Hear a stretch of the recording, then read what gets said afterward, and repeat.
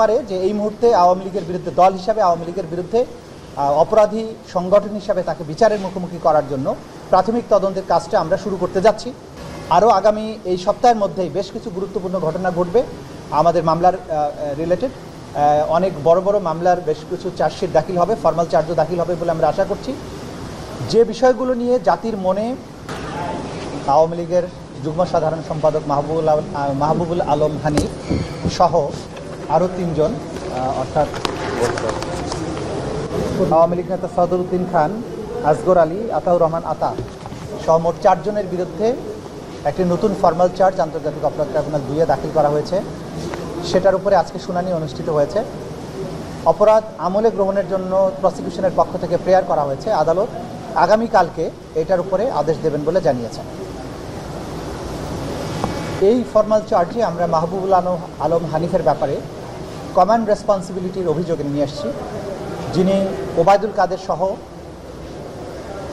এই আন্দোলনকারীদের জবাব দেওয়ার জন্য ছাত্রলীগ যথেষ্ট এই প্রেস কনফারেন্সে তিনি নিজে উপস্থিত ছিলেন এবং সেখানে ষড়যন্ত্র প্লাস 29শে জুলাই কুষ্টিয়াতে আওয়ামী লীগের একটা অনুষ্ঠান করে মিটিং করে সেখানে আন্দোলনকারীদের দমনের ব্যাপারে তিনি যে ষড়যন্ত্র করেছিলেন বা আদেশ দিয়েছিলেন সেটা আরেকটা চার্জ, এবং কুষ্টিয়া শহরে 6 জনকে হত্যার দায়ে তৃতীয় যে চার্জ, এই 3টি চার্জ এনে তার বিরুদ্ধে এই ফর্মাল চার্জটা দাখিল করা হয়েছে।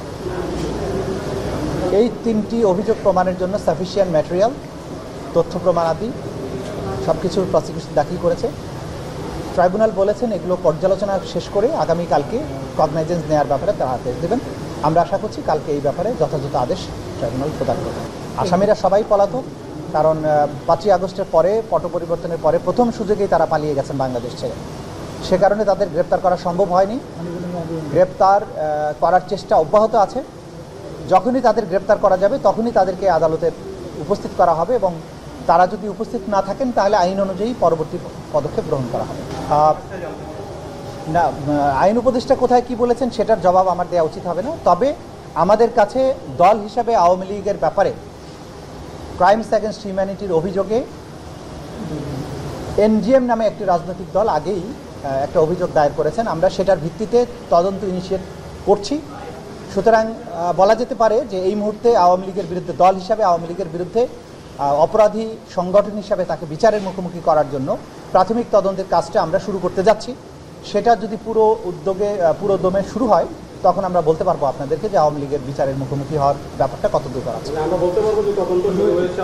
হ্যাঁ, অভিযোগ এসেছে, এটা আমরা এখন গুরুত্ব দিয়ে এটা যাচাই বাছাইয়ের কাজটা করছি। খুব সহসাই আনুষ্ঠানিকভাবে তদন্ত শুরু হবে। না, এই মুহূর্তে এই সাফল্য ব্যর্থতার খতিয়ান দেওয়ার জন্য আমি দাঁড়াইনি। একটা উপযুক্ত সময় এই বিষয় নিয়ে আপনাদের সাথে কথা হবে। দেখা যাক, এই মাসেই হয়তো আমরা উল্লেখযোগ্য কিছু অগ্রগতি দেখতে পাবো। খুব সহসাই সেগুলো আপনাদেরকে আমরা জানাতে পারবো। অনেকগুলো মামলার ট্রায়াল চলছে, বেশ কয়েকটি মামলার ট্রায়াল শেষ পর্যায়ে আছে এবং যখন প্রথম জাজমেন্টটা আসবে তখন আপনারা বুঝতে পারবেন যে 1 বছরে আমরা কতটুকু কাজ করেছি। আরও আগামী এই সপ্তাহের মধ্যেই বেশ কিছু গুরুত্বপূর্ণ ঘটনা ঘটবে আমাদের মামলার রিলেটেড। অনেক বড় বড় মামলার বেশ কিছু চার্জশিট দাখিল হবে, ফর্মাল চার্জও দাখিল হবে বলে আমরা আশা করছি।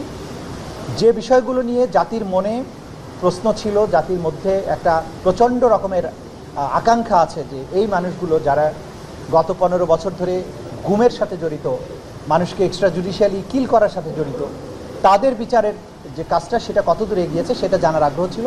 সেই কাজগুলো আমরা গুছিয়ে এনেছি। 2-1 দিনের মধ্যে আমরা সেই অগ্রগতিটা আপনাদের মাধ্যমে জাতিকে জানাতে পারি।